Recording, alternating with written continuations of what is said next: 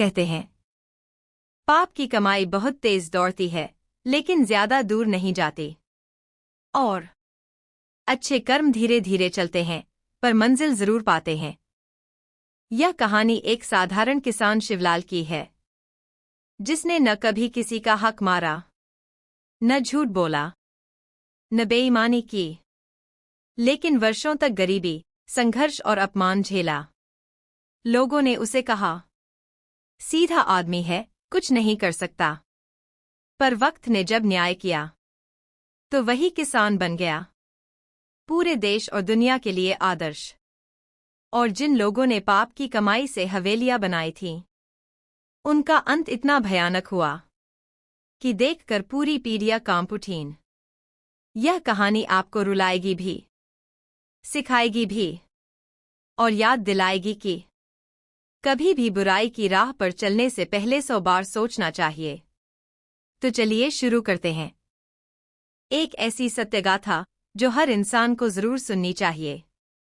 अच्छे कर्मों का फल कब मिलता है और पाप की कमाई कब तक चलती है। राजस्थान की तपती धूप और सूखे धोरों के बीच बसा एक छोटा सा गांव था, बदनौर। वहां की मिट्टी भले ही सूखी थी, लेकिन लोगों के दिलों में भावनाओं की नमी थी। इसी गांव के किनारे एक कच्ची झोंपड़ी में रहता था शिवलाल।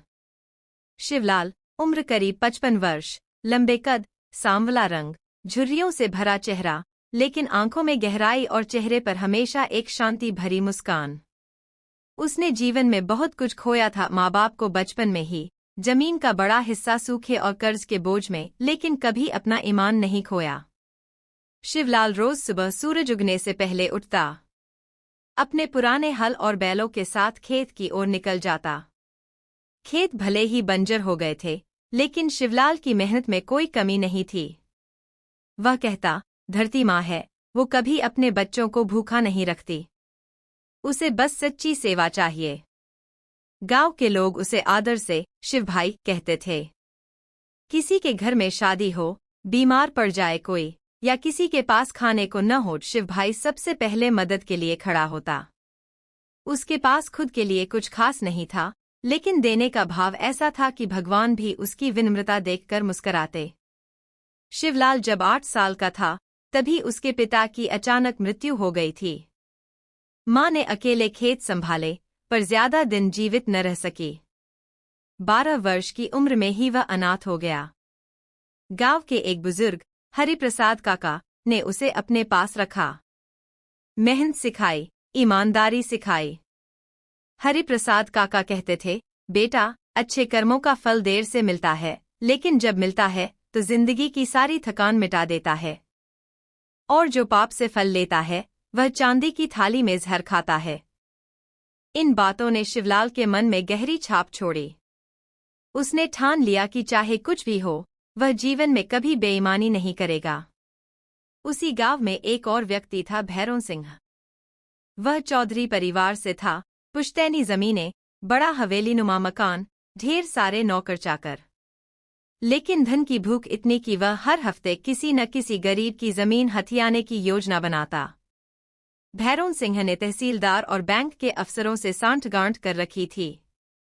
वह गरीबों को कर्ज दिलवाता और फिर कागजों में हेराफेरी कर उनकी जमीन अपने नाम करवा लेता।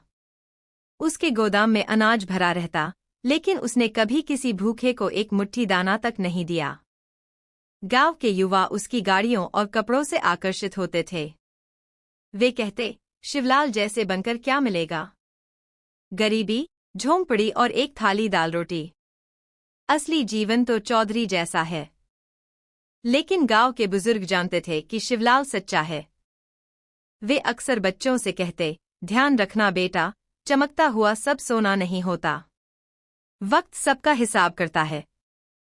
साल 2009 में गांव पर एक बड़ा संकट आया। बारिश नहीं हुई, ट्यूबवेल सूख गए, फसलें बर्बाद हो गईं। सरकार की तरफ से मदद नहीं आई। लोग शहरों की तरफ पलायन करने लगे। जिनके पास कुछ जमा पूंजी थी, वे बच गए, बाकी भूख से तड़पने लगे। शिवलाल के पास सिर्फ 10 बोरी गेहूं था। यह पिछले साल की फसल का बचा हुआ अनाज था। उसने इसे ताले में बंद नहीं किया, बल्कि झोंपड़ी के बाहर एक टीन की छत डालकर वहां रसोई बना दी। हर दिन 50 से 60 लोगों को वह खुद रोटियां बनाकर खिलाता। उसका बेटा सूरज और पत्नी रुक्मणी साथ में सेवा करते। शिवलाल रात को सिर्फ एक रोटी खाता, बाकियों को पहले खिलाता। उसकी बेटी रेखा गांव की लड़कियों को मुफ्त में पढ़ाती ताकि संकट में भी शिक्षा न छूटे। गांव वाले भावुक हो गए। जिन लोगों ने कभी उसकी गरीबी का मजाक उड़ाया था, अब वही उसकी चरणों में बैठकर आशीर्वाद मांगते। भैरों सिंह ने इस आपदा को भी एक अवसर माना। उसने अपने गोदाम का अनाज शहर में ऊंचे दाम पर बेच दिया। गांव के लोगों से कहा, मेरे पास अब कुछ नहीं बचा, मैं खुद संकट में हूं। असल में उसने लाखों का मुनाफा कमाया और जयपुर में एक नया बंगला भी बुक कर लिया। लेकिन नियति उसकी चालों को चुपचाप देख रही थी। एक दिन गांव में एक बाबा आए, पीली धोती, लंबी जटाएं, कंधे पर झोला और आंखों में तेज। उन्होंने कहा, मैं हर आपदा में उस गांव में जाता हूं जहां मानवता जीवित हो। सुना है यहाँ शिवलाल नाम का एक सज्जन है। लोगों ने उन्हें झोंपड़ी तक पहुंचाया। बाबा ने देखा कि एक किसान अपने हाथों से लोगों को खाना खिला रहा है, मुस्करा रहा है और कह रहा है, मां अन्नपूर्णा का दिया है, भूखा कोई नहीं जाएगा। बाबा की आंखों से आंसू बह निकले। उन्होंने शिवलाल के सिर पर हाथ रखा और कहा, बेटा, तूने परीक्षा पास कर ली। तेरे अच्छे कर्मों का फल अब शुरू होने वाला है। यह शुरुआत है। पूरी कहानी का रहस्य अभी बाकी है। बाबा ने शिवलाल की झोंपड़ी में प्रवेश किया। चारों ओर फैली सादगी और सेवा भाव को निहारते हुए वे मुस्कराए। वहां कोई आरती नहीं हो रही थी, न ही कोई बड़ा अनुष्ठान। लेकिन जो हो रहा था वह सच्ची पूजा थी। भूखों को भोजन, दुखियों को आश्वासन और असहायों को सहारा। बाबा ने अपनी थैली से एक चांदी की डिबिया निकाली और शिवलाल को थमाते हुए बोले, बेटा, यह डिबिया उस घर में फलती है जहां धर्म, दया और ईमानदारी का वास होता है। इसे अपने अनाज रखने वाले कोने में रखना। तू देखेगा कि परमात्मा कैसे तुझे तौल कर देता है। शिवलाल ने विनम्रता से डिबिया स्वीकार की, लेकिन बिना किसी लालच के। बाबा ने एक नज़र रुक्मणी, सूरज और रेखा पर डाली और फिर बोले, तेरे बच्चे तेरे कर्मों के फल के वाहक बनेंगे। एक दिन यही बच्चे गांव का नाम रोशन करेंगे। बाबा की बातें गांव में आग की तरह फैल गईं। कुछ लोग श्रद्धा से भर गए तो कुछ जलन से। भैरों सिंह सबसे ज्यादा विचलित हुआ। उसने सोचा, एक झोपड़ी वाला किसान इतना महिमामंडित कैसे हो सकता है? ये सब नाटक है। उसने बाबा को अपने हवेलीनुमा घर आमंत्रित किया। बड़े से झूमर, संगमरमर की दीवारें और महंगी कालीनों से सजे घर में उसने बाबा के स्वागत के लिए 56 व्यंजन बनवाए। लेकिन बाबा ने कुछ भी नहीं खाया। उन्होंने कहा, जिस घर में स्वार्थ और पाप के चूल्हे जलते हों, वहां परमात्मा का आशीर्वाद नहीं ठहरता। बाबा की बात सुनते ही भैरों सिंह का चेहरा उतर गया। रात को उसे नींद नहीं आई। उसने पहली बार खुद से सवाल किया, क्या मैंने सचमुच इतना पाप किया है? क्या लोग मुझे केवल पैसे से डरते हैं, इज्जत नहीं करते? अगली सुबह भैरों सिंह ने बाबा से अकेले में मिलना चाहा। वो बाबा के चरणों में बैठ गया और बोला, मैंने बहुत गलतियां की हैं बाबा। लेकिन क्या अब भी सुधार संभव है? बाबा ने उसकी आंखों में देखा और बोले, सुधार का रास्ता कभी बंद नहीं होता, पर उसके लिए पहले आत्मा से पश्चाताप जरूरी है। इधर शिवलाल ने डिबिया को अपने अनाज वाले कोने में रख दिया। अगली सुबह जब वह अनाज निकालने गया तो पाया कि गेहूं पहले से ज्यादा है। हर दिन जब वह 50 लोगों को खाना खिलाता, उसका भंडार कम नहीं होता, बल्कि कुछ न कुछ बढ़ता जाता। धीरे धीरे आसपास के गांवों से लोग मदद मांगने आने लगे। शिवलाल ने कभी मना नहीं किया। एक दिन तहसीलदार गांव आया। वह सरकारी दौरे पर था। उसने देखा कि सरकारी राहत के बिना भी गांव में कोई भूखा नहीं है। उसने रिपोर्ट बनाई और जिला कलेक्टर को भेजी। कुछ ही समय में जिला अधिकारी खुद गांव आए। उन्होंने देखा कि एक गरीब किसान ने मानवता की सबसे बड़ी मिसाल पेश की है। शासन ने निर्णय लिया कि गांव में एक शिवलाल सेवा केंद्र खोला जाए। वहीं पास में एक स्कूल और एक अस्पताल भी बने शिवलाल के नाम पर। यह देखकर गांव वालों की आंखों में आंसू आ गए और शिवलाल के शब्द गांव के बच्चों की किताबों में छपने लगे। धर्म वह है जिसमें किसी को कष्ट न हो, और कर्म वह है जो किसी के जीवन में आशा जगाए। इस सब के बीच भैरों सिंह टूट चुका था। उसके जयपुर वाले बंगले में आग लग गई। बीमा कंपनी ने भुगतान से इनकार कर दिया। बैंक ने पुराने कर्ज पर नोटिस भेजा। दोस्त जो कभी पार्टियों में उसकी वाहवाही करते थे, अब उसका फोन तक नहीं उठाते। पर शिवलाल ने उस पर भी रहम किया। उसने अपने हिस्से से कुछ अनाज और एक झोंपड़ी भैरों सिंह को रहने के लिए दी। भैरों सिंह रो पड़ा। आज समझ आया कि पाप की कमाई की उम्र कितनी कम होती है। तू धनवान नहीं, तू धर्मवान है। बाबा ने जाने से पहले गांव वालों को इकट्ठा किया। बोले, यह गांव अब बदल चुका है। शिवलाल जैसे लोग सच्चे संत होते हैं, जो मंदिरों में नहीं, मनुष्यों के बीच रहते हैं।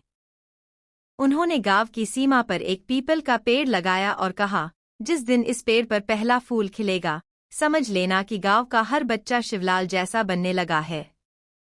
शिवलाल की झोपड़ी अब भी वही थी, मिट्टी की दीवारें, गोबर से लिपी हुई जमीन और छप्पर की छत, लेकिन उसकी सोच अब गांव की सीमाओं से निकलकर समाज तक फैलने लगी थी। उसके जीवन के आदर्श अब केवल परिवार या गांव तक सीमित नहीं रहे थे, अब वे नई पीढ़ी के लिए उदाहरण बन चुके थे। शिवलाल की बेटी रेखा पढ़ने में बचपन से तेज थी। जब गांव के स्कूल में किताबें खत्म हो जाती, वह पास के कस्बे से किताबें मांग कर लाती और गांव की लड़कियों को पढ़ाती। बाबा के आशीर्वाद और सरकारी सहयोग से उसे शहर में शिक्षा के लिए भेजा गया। कुछ ही वर्षों में रेखा ने डॉक्टर की पढ़ाई पूरी की, लेकिन उसने प्राइवेट अस्पताल में लाखों की नौकरी करने की जगह अपने गांव लौटने का निर्णय लिया। गांव लौटकर उसने शिवलाल स्वास्थ्य केंद्र में काम करना शुरू किया, जहां पैसे से नहीं, जरूरत के आधार पर इलाज होता। लोगों की आंखों में गर्व था। शिवलाल की बेटी अपने पिता की परछाई बन गई थी। सूरज, जो अपने पिता के साथ अनाज बांटता था, अब कॉलेज में प्रशासन की पढ़ाई कर रहा था। उसकी सोच साफ थी, अगर सिस्टम को बदलना है तो भीतर से बदलो। पढ़ाई पूरी कर वह लोक सेवा आयोग की परीक्षा में बैठा और चयनित हुआ। पहली पोस्टिंग में ही उसने जो गांव गोद लिया, वहां पानी, शिक्षा और रोजगार के लिए कई योजनाएं चलाईं। वह हर जगह अपने पिता का नाम बड़े गर्व से लेता। एक इंटरव्यू में उसने कहा, मेरे पिता एक सामान्य किसान हैं, लेकिन उन्होंने मुझे असामान्य इंसान बनने की प्रेरणा दी। शिवलाल की पत्नी रुक्मणी का योगदान उतना ही महत्वपूर्ण था। वह चुपचाप सेवा करती, कभी थाली में खाना परोसती, कभी लड़कियों को कढ़ाई बुनाई सिखाती। वह घर को चलाती नहीं थी, वह उसे जीवित रखती थी। बाबा ने एक बार कहा था, जहां नारी शांत और सहनशील होती है, वहां परिवार समृद्ध होता है। अब गांव के युवा भैरों सिंह जैसे लोगों की चमक से नहीं, शिवलाल जैसे लोगों की सोच से प्रभावित होने लगे थे। हर घर में कोई न कोई बच्चा कहता, मैं रेखा दीदी जैसा डॉक्टर बनूंगा, या मैं सूरज भैया जैसा अफसर बनूंगा। गांव में एक नई परंपरा शुरू हुई। हर साल शिवलाल सेवा दिवस मनाया जाने लगा, जिसमें बच्चों को उनकी मेहनत और अच्छे कार्यों के लिए सम्मानित किया जाता। भैरों सिंह अब बदल चुका था। वह अब गांव के सबसे विनम्र लोगों में से एक था। हर सुबह मंदिर में साफ सफाई करता और दोपहर में शिवलाल के केंद्र पर गरीबों को दवा बांटता। एक दिन उसने सार्वजनिक रूप से कहा, अगर शिवलाल मुझे न संभालता तो मैं आज जीने के लायक नहीं रहता। उसकी दया ने मेरे जीवन को नया अर्थ दिया। अब मैं बाकी जीवन इसी सेवा में बिताऊंगा। शिवलाल का नाम अब सीमाओं को पार कर चुका था। एक राष्ट्रीय टीवी चैनल ने उस पर डॉक्यूमेंट्री बनाई, एक किसान जिसने बिना ताकत और पैसे के समाज को बदला। इस शीर्षक ने देश भर में लोगों का ध्यान खींचा। शहरों से लोग गांव आने लगे, छात्रों के जत्थे आते, पत्रकार, समाजसेवी और अधिकारी सब इस आदर्श को देखने आते। इतनी प्रसिद्धि और सम्मान के बाद भी शिवलाल नहीं बदला। वह आज भी अपने खेतों में काम करता, हर किसी से पहले राम राम करता और कहता, हम तो सिर्फ बीज बोते हैं बेटा, फल तो भगवान देता है। एक दिन एक बच्चा उनसे पूछ बैठा, बाबा, अच्छे कर्मों का फल कब मिलता है? शिवलाल मुस्कराया और बोला, जब तेरा मन तुझे रात को चैन से सोने दे, समझ ले कि तेरा फल आ गया बेटा। और पाप की कमाई? वो तो दिन में सोने नहीं देती और रात में जगाती है। समय बीतता गया, लेकिन शिवलाल की सादगी और सेवा की गूंज अब गांव की गलियों से निकलकर जिलों, राज्यों और देश के कोनों तक पहुंचने लगी। गांव बदनौर, जो पहले राजस्थान के नक्शे में कहीं खोया हुआ था, अब पूरे राज्य में एक आदर्श ग्राम के रूप में जाना जाने लगा। रेखा और सूरज के नेतृत्व में गांव में स्वच्छता अभियान, साक्षरता योजना, महिला सशक्तिकरण जैसे कार्यक्रम शुरू हुए। लेकिन इन सब का मूल प्रेरणा स्रोत एक ही था, शिवलाल। गांव के लोगों ने मिलकर यह तय किया कि महीने में एक दिन शिव सेवा दिवस मनाया जाएगा, जिसमें हर घर से कोई न कोई सदस्य किसी सेवा कार्य में भाग लेगा, जैसे अस्पताल में मदद, स्कूल में स्वेच्छा से पढ़ाना या वृद्धों की देखभाल। भैरोन सिंह अब पहले वाला चौधरी नहीं था। अब वह गांव के लोगों के पैरों में बैठकर माफी मांगता था और कहता, मेरे कर्मों ने मुझे तबाही दी, लेकिन शिवलाल ने मुझे फिर से इंसान बनाया। उसने अपने पैतृक घर को वृद्धाश्रम में बदल दिया। हर सुबह वह बुजुर्गों के पैरों में तेल लगाता, दवा देता और रामायण का पाठ करता। एक दिन उसने शिवलाल से कहा, भाई, अब मैं चैन की नींद सोता हूँ। तेरे अच्छे कर्मों की छाया में मेरा जीवन भी सुधर गया। राज्य सरकार ने शिवलाल मॉडल को पूरे प्रदेश में लागू करने की योजना बनाई। अफसर, मंत्री और समाजसेवी बदनौर आने लगे।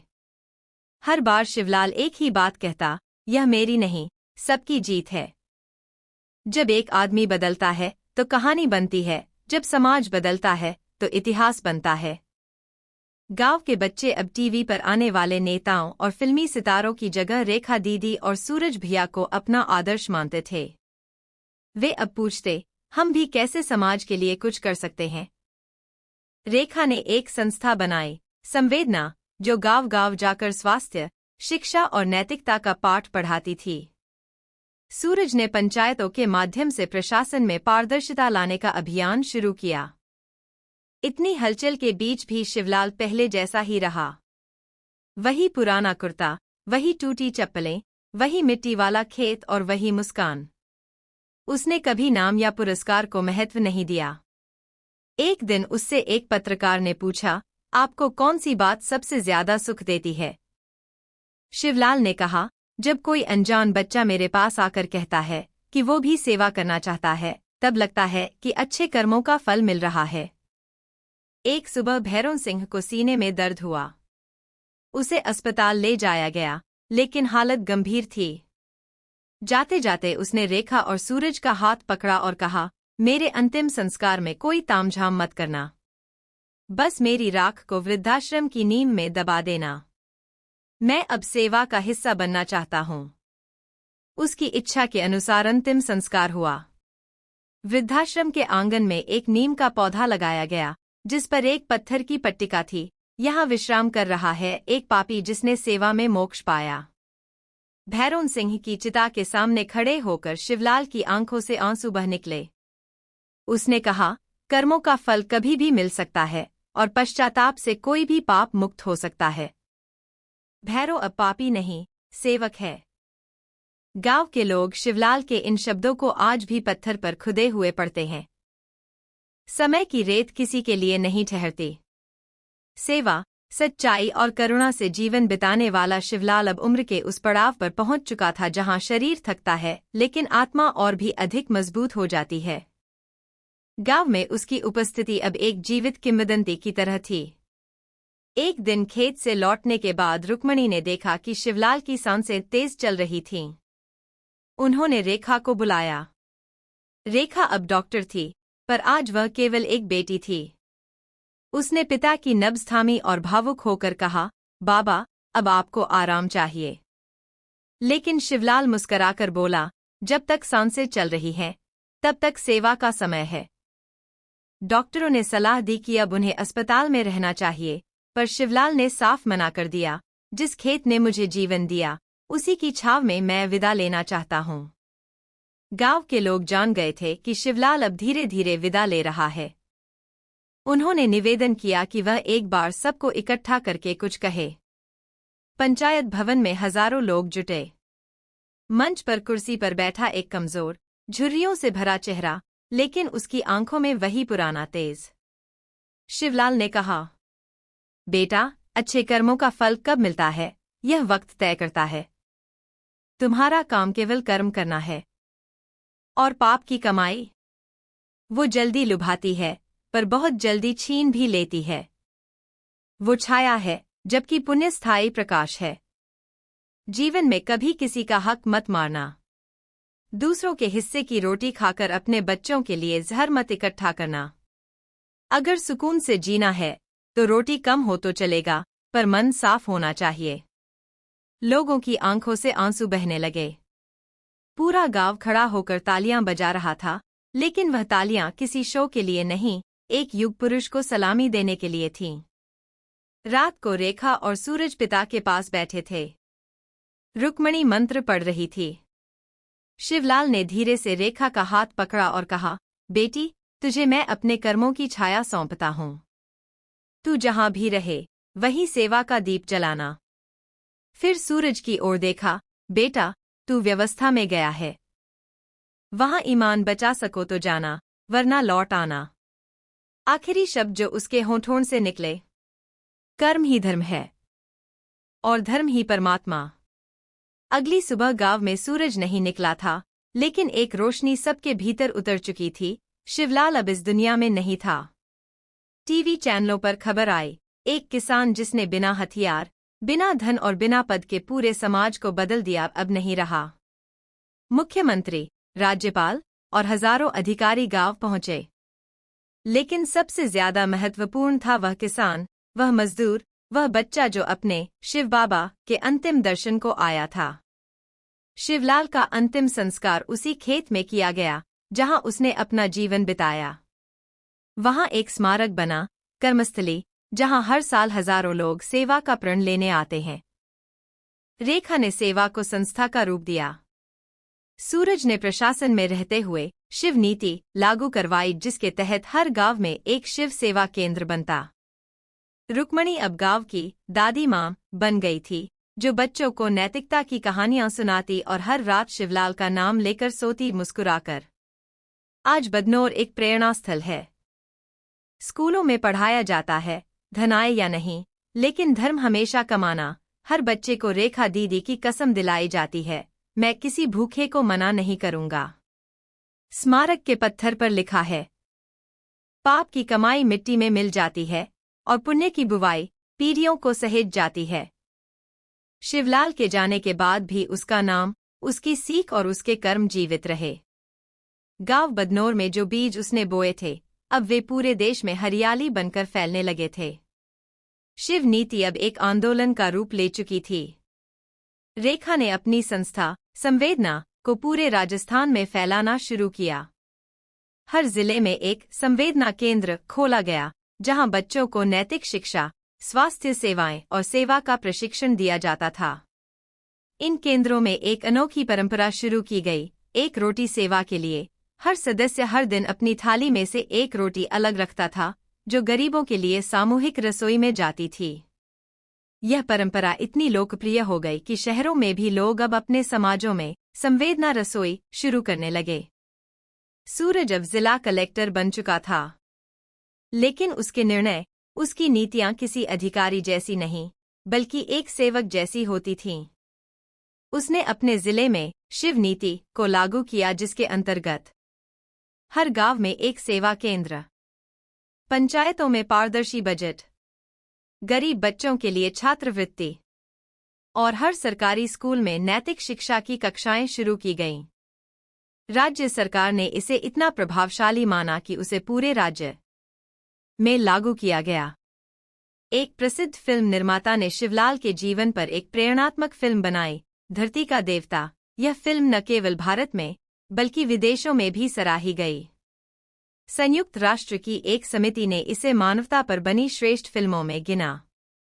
राज्य शिक्षा बोर्ड ने कक्षा 6 से 10 तक के पाठ्यक्रम में शिवलाल की जीवनी को शामिल किया।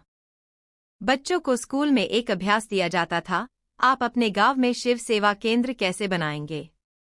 जिस पीपल के पेड़ के नीचे बाबा ने कहा था, जिस दिन इसमें पहला फूल खिलेगा, समझ लेना कि गांव का हर बच्चा शिवलाल बनने लगा है। उस पेड़ पर पहली बार फूल खिला और उसी दिन गांव में पहली बार 100% साक्षरता का प्रमाण पत्र मिला। लोगों ने कहा, यह सिर्फ संयोग नहीं, शिवलाल की आत्मा की मुस्कान है। रुक्मणी अब पूरे गांव की दादी थी। वह हर सुबह बच्चों को पुकारती, बच्चों, आज कौन सा अच्छा काम किया। उसकी बातों से बच्चों को प्रेरणा मिलती। वह अब भी शिवलाल की पुरानी चप्पल और कुर्ता सहेज कर रखती थी, जैसे वे पवित्र धरोहर हों। बिहार के एक गांव में एक बच्ची ने अपने पिता से कहा, पापा, मैं भी रेखा दीदी जैसी बनना चाहती हूँ। कर्नाटक के एक स्कूल में बच्चे शिव नीति पर आधारित नाटक कर रहे थे। गुजरात के एक अफसर ने लिखा, मैंने अपने करियर में कई योजनाएं देखीं, लेकिन शिव नीति ने मेरी आत्मा को छुआ। जो बातें पहले किताबों और प्रवचनों में थीं, कर्म करो, फल की चिंता मत करो, वो अब बदनौर के लोगों के जीवन में सजीव थी। हर साल शिव जयंती के दिन लाखों लोग एक साथ सेवा करते, कोई रक्तदान करता, कोई वृद्धाश्रम में काम करता, कोई गरीब बच्चों को किताबें बांटता। और हर सेवा की शुरुआत एक वाक्य से होती। शिवलाल ने कहा था, अच्छे कर्म का फल देर से सही, लेकिन अमर होता है। बदनौर अब केवल राजस्थान का एक गांव नहीं रहा। यह अब दुनिया भर के सामाजिक संगठनों, विश्वविद्यालयों और सेवा मिशनों के लिए अध्ययन और प्रेरणा का केंद्र बन चुका था। जिस मिट्टी में शिवलाल ने कर्म का बीज बोया था, उस मिट्टी से अब अंतर्राष्ट्रीय चेतना की बेलें फूटने लगी थीं। संवेदना संस्था की रिपोर्ट और कार्यप्रणाली जब संयुक्त राष्ट्र तक पहुंची, तो उन्होंने रेखा और सूरज को न्यूयॉर्क आमंत्रित किया।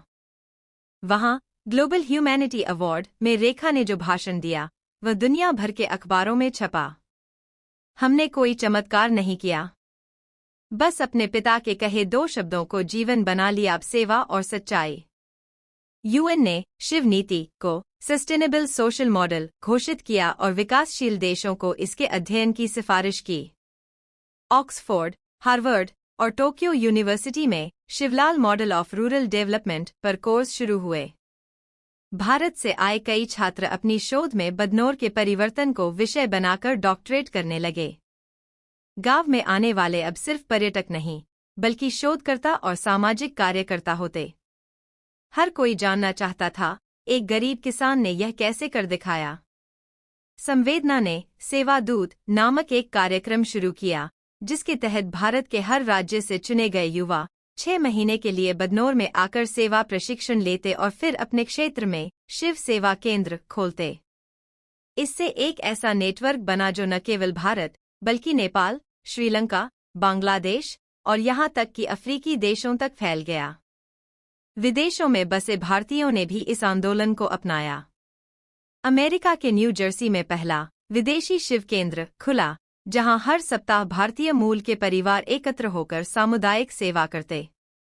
एक प्रवासी भारतीय महिला ने लिखा, मैंने अमेरिका में बहुत कुछ कमाया, लेकिन जीवन को अर्थ तब मिला जब मैंने शिव नीति पढ़ी। हर वर्ष 5 जून को शिवलाल की पुण्यतिथि पर अब ग्लोबल ग्रामीण सेवा सम्मेलन होता, जिसमें 40 से अधिक देशों से प्रतिनिधि आते। रेखा और सूरज अब केवल रेखा और सूरज नहीं रहे, वे ग्लोबल आइकन ऑफ ग्रामोदय कहलाए जाने लगे। अब गांव के मुख्य चौराहे पर एक बड़ा बोर्ड लगाया गया, जिस पर 21 भाषाओं में एक ही वाक्य लिखा गया, पाप की कमाई कभी टिकती नहीं और सेवा का बीज हर जमीन पर फलता है। गांव के बच्चे अब अंग्रेजी, जापानी और फ्रेंच बोलते थे, क्योंकि उनके स्कूलों में वैश्विक संवाद का प्रशिक्षण था। पर दिल में अब भी वही संस्कार, किसी को भूखा न सोने देना। एक दिन रुक्मणी भी धीरे धीरे दुनिया से विदा हुई, लेकिन उसने जाते जाते रेखा से कहा, बेटी, सेवा की आग को कभी बुझने मत देना। रुक्मणी की याद में गांव में एक महिला प्रशिक्षण केंद्र बना, रुक्मणी सशक्तिकरण भवन। वहां हजारों महिलाएं आज आत्मनिर्भर बन रही हैं। अब मोबाइल ऐप सेवा मित्रा बन चुका था, जिसमें कोई भी दुनिया भर से जुड़कर सेवा कर सकता था, चाहे समय दे, वस्त्र दे या ज्ञान। डिजिटल सेवाओं के इस युग में भी शिव नीति की आत्मा वही रही, सरलता, सच्चाई और सेवा। समय बीत गया, पीढ़ियां बदलती गईं, लेकिन बदनौर और शिव नीति की मशाल बुझी नहीं, बल्कि वह अब उस ऊंचाई पर पहुंच चुकी थी जहां से मानवता को दिशा मिल रही थी। अब भारत के कई विश्वविद्यालयों में शिव दर्शन नामक विषय पढ़ाया जाता था, जिसमें जीवन की सच्चाई, सेवा की पवित्रता और कर्म की महिमा को विद्यार्थियों के चरित्र निर्माण से जोड़ा गया। रेखा और सूरज अब केवल संस्था के नेतृत्वकर्ता नहीं थे, बल्कि उन्हें विश्व भर में मानवता के शिक्षक कहा जाता था। उनकी जीवनचर्या, भाषण और पुस्तकों ने नई पीढ़ी को करुणा में शक्ति का पाठ पढ़ाया। भारत भर में हर स्कूल में अब एक दिन सेवा का अनिवार्य कर दिया गया। बच्चे वृद्धाश्रम जाते, पशुओं को चारा देते, स्वच्छता अभियान चलाते। शिवलाल का सपना अब बालक बालिकाओं के मन में बस चुका था। एक बच्ची ने कहा, मैंने जब पहली बार किसी को खाना खिलाया, तब मुझे लगा कि मैं इंसान बनी हूं। देश के बड़े बड़े धार्मिक संस्थानों ने घोषणा की, अब धर्म का सबसे बड़ा रूप सेवा है। उन्होंने अपने आश्रमों और मंदिरों में शिव सेवा केंद्र बनाए। कथा कीर्तन के साथ अब भोजन वितरण और शिक्षा सेवा अनिवार्य हो गई। जहां पहले लोग जल्दी अमीर बनने के लिए गलत रास्ते अपनाते थे, अब गांव-गांव में शिवलाल की तस्वीरें लगी थी जिनके नीचे लिखा था, पाप की कमाई की चमक चांदनी रात जैसी है, थोड़ी देर की, पर उसके बाद अंधकार ही अंधकार। बैंकों, दफ्तरों, यहां तक कि कोर्ट और थानों में भी शिव नीति के वाक्य लगे थे, सच्चाई कभी हारती नहीं और सेवा कभी मिटती नहीं। भारत सरकार ने कर्मयोद्धा पुरस्कार की शुरुआत की, जो हर वर्ष ऐसे व्यक्ति को दिया जाता जो बिना किसी स्वार्थ के समाज में परिवर्तन लाता हो। पहला पुरस्कार रेखा और सूरज को संयुक्त रूप से मिला। उसके बाद यह पुरस्कार देश और विदेश के हजारों नायकों को मिला जिन्होंने शिव नीति को अपनाकर समाज को बदला। भारत के एक अंतरिक्ष मिशन में अंतरिक्ष यान में एक तख्ती ले जाई गई, जिस पर लिखा था, पृथ्वी से सितारों तक अगर साथ में सेवा और सच्चाई हो तो हर जगह जीवन खिल उठता है। यह तख्ती अब इसरो के संग्रहालय में मानवता का प्रतीक बनकर रखी गई है। एक दिन रेखा वृद्धावस्था में बदनौर के स्मारक के सामने बैठी थी। बच्चों की भीड़ उसे घेरकर खड़ी थी। एक बच्चे ने पूछा, दादी माँ, अब आप थक गई होंगी, क्या सेवा रुक जाएगी? रेखा की आंखों में नमी थी, लेकिन आवाज स्थिर। बेटा, सेवा व्यक्ति से नहीं, विचार से चलती है। मैं एक दिन नहीं रहूंगी, लेकिन शिवलाल की सीख तब तक जिंदा रहेगी जब तक कोई भूखा सो रहा हो, जब तक कोई रो रहा हो। अब शिव नीति कोई दस्तावेज नहीं, एक जीवन पद्धति बन चुकी थी। लोगों के घरों में पूजा के स्थान पर शिवलाल की तस्वीर होती थी, जहां दीपक जलाया जाता, सेवा के नाम का दीपक। विश्व के कई राष्ट्राध्यक्षों ने भारत दौरे के दौरान बदनौर जाकर उस पीपल के वृक्ष के नीचे प्रणाम किया, जहां बाबा ने शिवलाल को आशीर्वाद दिया था। एक फ्रेंच राष्ट्रपति ने कहा, यह स्थान मानवता के लिए वह तीर्थ है, जहां धर्म, विज्ञान और सेवा मिलते हैं। कहानी यहीं समाप्त नहीं होती, क्योंकि सेवा और अच्छे कर्मों की कहानियां कभी खत्म नहीं होती। अगर आज भी कोई बच्चा किसी भूखे को रोटी देता है, कोई बेटी किसी बुजुर्ग की सेवा करती है, कोई अधिकारी ईमानदारी से अपना कर्तव्य निभाता है, तो समझिए शिवलाल की आत्मा आज भी मुस्कुरा रही है। क्योंकि अच्छे कर्मों का फल समय चाहे जब दे, वह अमर होता है, और पाप की कमाई चाहे जितनी हो, वह अंततः विनाश की ओर ले जाती है। दोस्तों, शिवलाल की ये कहानी कोई साधारण कहानी नहीं थी। ये उस सच की गवाही थी जिसे आज की दुनिया अक्सर नजरअंदाज कर देती है, कि पाप की कमाई चकाचौंध तो देती है, लेकिन सुकून नहीं, और अच्छे कर्म धीरे फलते हैं, लेकिन पीढ़ियों को जीवन देते हैं।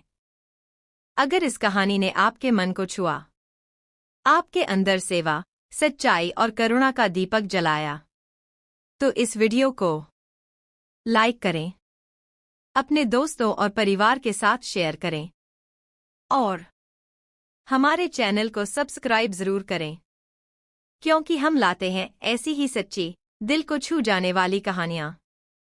जो आपको सोचने पर मजबूर करती हैं और जीवन बदलने की प्रेरणा देती हैं।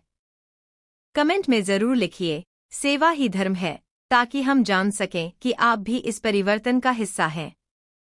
फिर मिलेंगे एक नई कहानी, एक नई सीख और एक नए उजाले के साथ। तब तक याद रखिए, अच्छे कर्म कभी व्यर्थ नहीं जाते। जय हिंद।